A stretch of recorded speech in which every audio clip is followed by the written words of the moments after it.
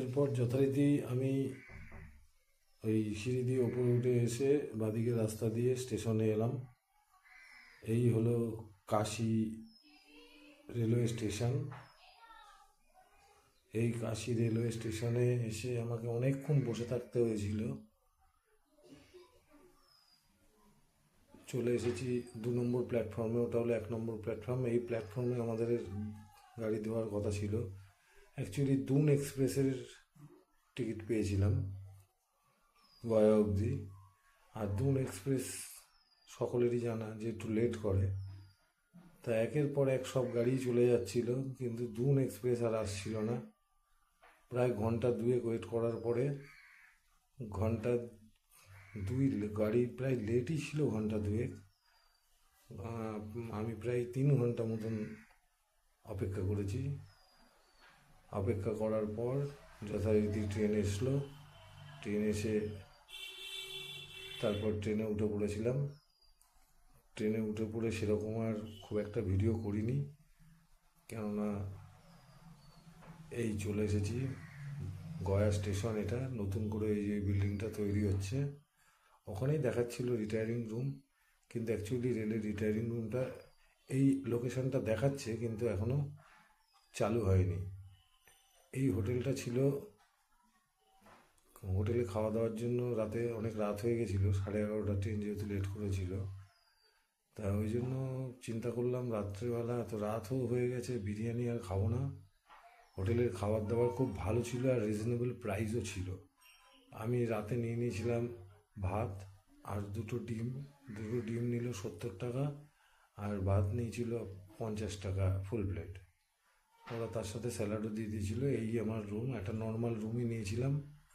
Normal রুমে নেওয়ার কারণ হলো আমার অ্যাকচুয়ালি সকালবেলা 12টায় রুম ছেড়ে দেবো। রাত তখন 12টা বেজে গেছে যখন রুম নিয়েছি। এই জাস্ট একটু রেস্ট নেওয়া। সকাল হতেই আমি বাইরে বেরোলাম, নিচেই জুস বিক্রি হচ্ছিলো, মৌসুম্বির জুস। আমি একটু সকালে পেলে খাই হাতের কাছে, তা ওখানে গিয়ে একটু মৌসুম্বির জুস নিয়ে এলাম। খেয়ে জাস্ট গিয়ে ফ্রেশ হয়ে রুম থেকে চেক আউট করে নিলাম। চেক আউট করে এবার বেরিয়ে পড়লাম। ফার্স্ট হোটেলে গিয়ে প্ল্যান ছিল খাবার খাবো, যেহেতু 12টা বেজে গেছে, ওই জন্য রাতে বিরিয়ানি খাইনি, কেননা দুপুরে বিরিয়ানি প্ল্যান করেছিলাম। আর সন্ধ্যাবেলা প্ল্যান করেছিলাম যে চিকেন ভাত খাবো। এই যে হোটেলে ওদের রেস্টুরেন্টে চলে এলাম। রেস্টুরেন্টে এসে আগেই বলেছি খাবার দাবার খুব সুন্দর ছিল, ওয়েল ডেকোরেটেড, আর প্রাইসও রিজনেবল। 2 পিস চিকেন, 1 পিস ডিম দিয়ে চিকেন বিরিয়ানি, স্বাদও ছিল খুব ভালো। দাম মোস্ট প্রবাবলি 120 টাকা নিয়েছিল, খুবই কম, রিজনেবল। সে মানে কোয়ালিটি অনুযায়ী খাবারের দাম কমই ছিল। তারপর ওখান থেকে খেয়ে দিয়ে বেরিয়ে পড়লাম বোধগয়া যাওয়ার প্ল্যান করে। রায়তাও দিয়েছিল সাথে, রায়তার কথা বলতে ভুলে গেছি। তারপর একটা অটো যথারীতি ধরে নিলাম। অটো ধরে নিয়ে বেরিয়ে পড়লাম বোধগয়ার উদ্দেশ্যে। আমার মাঝে মাঝে মোবাইলে জানি না নিজে থেকেই হয়েছে নাকি আমার ভুলেই মানে মিউট করা হয়ে গেছিল, যদিও ভালো হয়েছিল। অতিরিক্ত এই অটোতে অতিরিক্ত নয়েজ, গাড়ি চললে শোঁ আওয়াজ, এই সমস্ত যেগুলো সমুদ্রের ধারে বা গঙ্গার ধারে হয়, গাড়ি চললে ওইটা হয় অবভিয়াসলি। তা ভালোই হয়েছিল। আমি ওখান থেকে ডাইরেক্ট একটা অটো পেয়ে গেছিলাম। এরা বোধগয়া অ্যাকচুয়ালি মোড়টাতে নামিয়ে দেয়, কিন্তু আমাকে বললো 50 টাকা ভাড়া, কিন্তু লাস্টে নিয়েছিল 40 টাকা।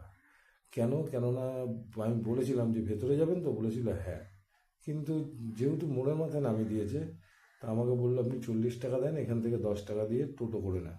আমি ওটা একটা ভুল করেছিলাম। আমি অ্যাকচুয়ালি ওখান থেকেই আমার হেঁটে হেঁটে কভার করতে করতে যাওয়া উচিত ছিল। তাহলে কি আমি লাস্ট পয়েন্টে, এন্ড পয়েন্টে, যেখানে মেন মহাবোধি মন্দির, ওখান থেকে অটো আবার পাওয়া যায়।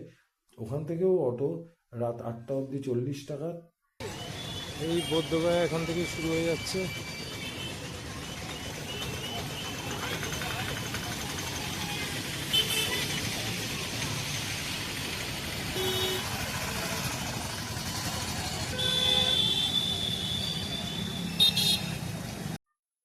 হ্যাঁ, তারপর ওখান থেকে একটা টোটো ধরে নিলাম, যথারীতি যেটা বলছিলাম।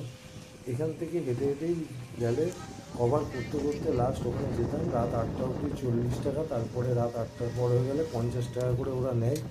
ওরা একদম গয়া স্টেশনে নামিয়ে দেয়। যদিও আমার প্ল্যান ছিল গয়া স্টেশন অবধি যাওয়ার না, আমি তার আগেই বিষ্ণুপদ টেম্পল, তারপর ওখানে আরও আরেকটা টেম্পল ছিল, একটা মাতা শক্তিপীঠ, নামটা আমার এখন মনে পড়ছে না, সেগুলো আমার কভার করে তারপর স্টেশন, এগুলো অ্যাকচুয়ালি স্টেশনের আগেই পড়ে। তা যাই হোক, যেটা হয় ভালোর জন্য আমি ফার্স্ট একদম ধীরে ধীরে 10 টাকা 15 টাকা থেকে আমি চলে গেছিলাম মহাবলী টেম্পল।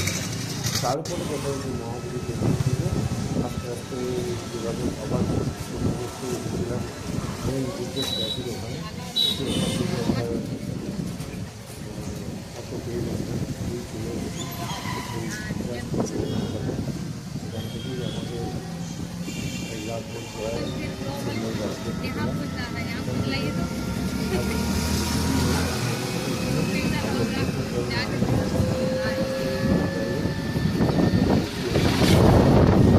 সমস্ত দেশের বাংলাদেশ, জাপান, চায়না, চীন, ভিয়েতনাম, সমস্ত দেশের মন্দির এই দেশে এখানে রয়েছে।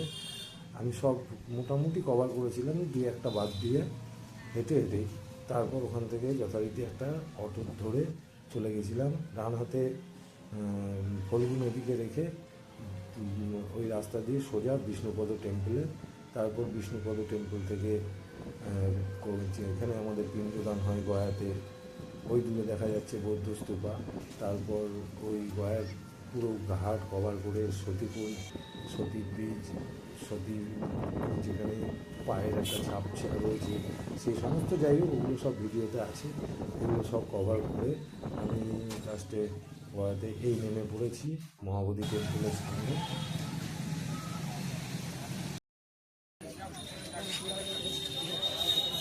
ভেতরে মোবাইল, ক্যামেরা, এ সমস্ত কোনো কিছু নেই, অ্যালাউ নেই। বিড়ি, সিগারেট, সমস্ত নেশার জিনিস বাইরে রেখে দিয়ে যেতে হবে।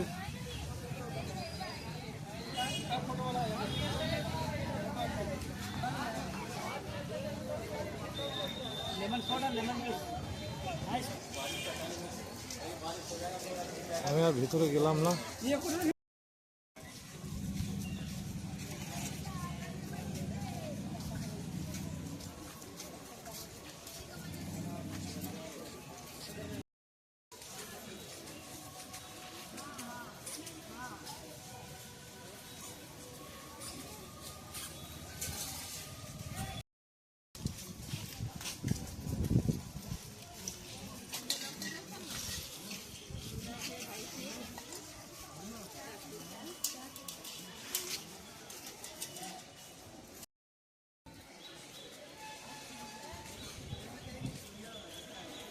এই হলো জগন্নাথ মন্দির।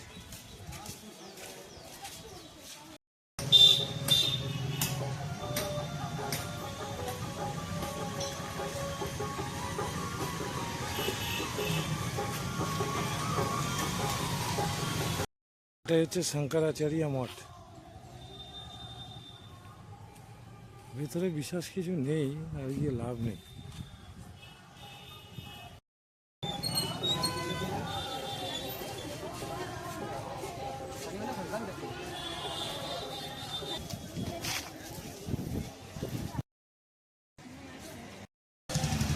এই এদিক দিয়ে চলে এলাম।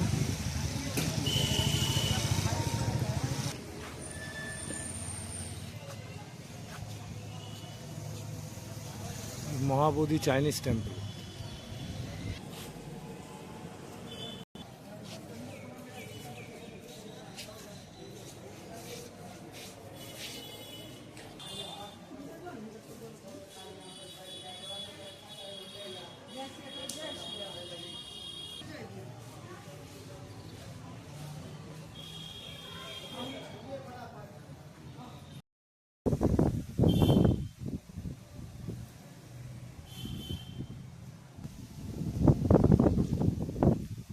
ওয়েদারটাও ঠান্ডা, কি শান্ত পরিবেশ, একদম শান্ত পরিবেশ।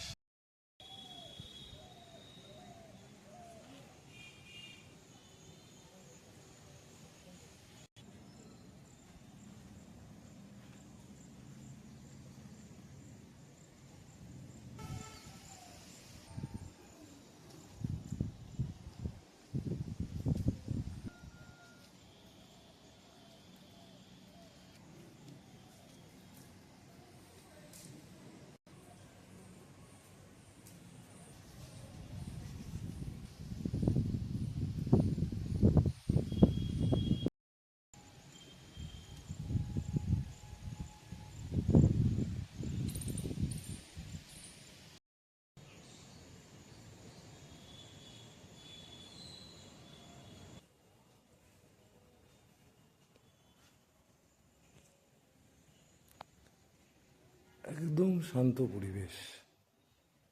এক তো আস্তে আস্তে কথা বলছি, তবুও মানে মনে হচ্ছে কত জোরে।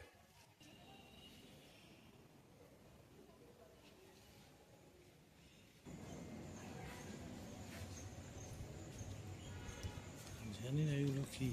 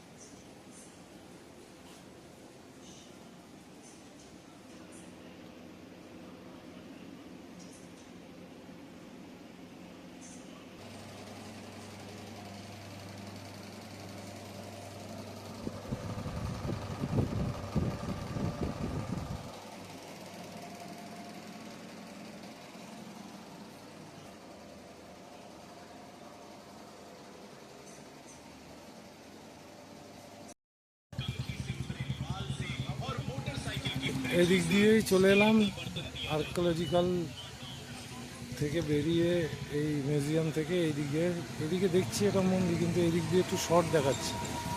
বুদ্ধার স্ট্যাচুটার ওখানে যাচ্ছে। এটা বাংলাদেশ বুদ্ধিস্ট মনেস্ট্রি। বাহ,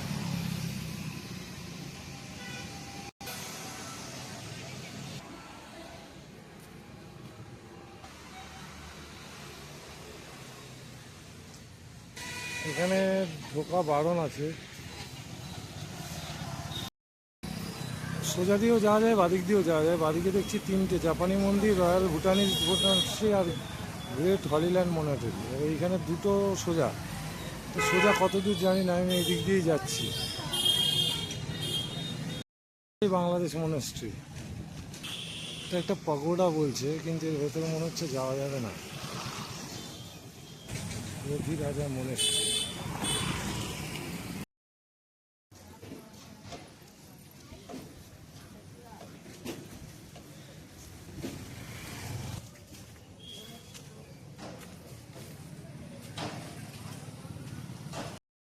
royal government of Bhutan, Bodh Gaya Bihar.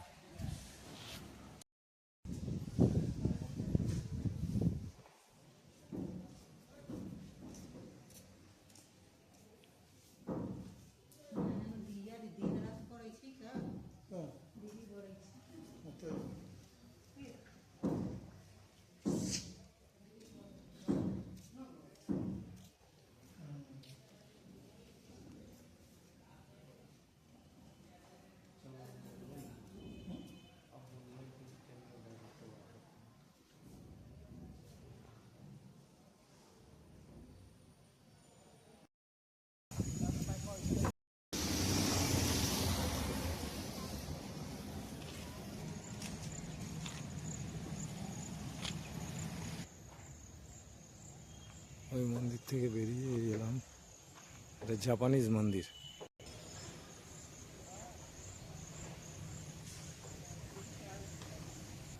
ভেতরে আর যাবো না ভাবছি, কেননা মন্দিরের ভেতরে যেতে যেতে এদিকে অনেক দেরি হয়ে যাচ্ছে। ওয়েদারও ভালো না, ওয়েদার যখন তখন বৃষ্টি নামতে পারে। চলেই এলাম, সবাইকে দেখলাম, জাপানকে দেখবো না, এটা হয়। তাই ভাবলাম যে জাপানকেও একটু দেখেই নিই। জাপানের মন্দির, জাপান তো দেখতে পাবো না, জাপানের মন্দিরটাই দেখে নিই।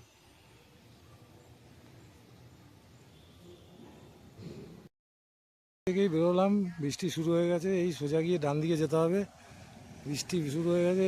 গুগল ম্যাপের ভেতর দিয়ে দেখাচ্ছিল যাওয়া যাবে, তাহলে তাড়াতাড়ি হয়ে যেত।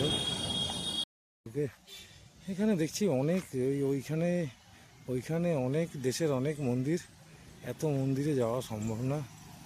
এখানেও আরেকটা মন্দির, দেখি কটা যাওয়া সম্ভব হয়।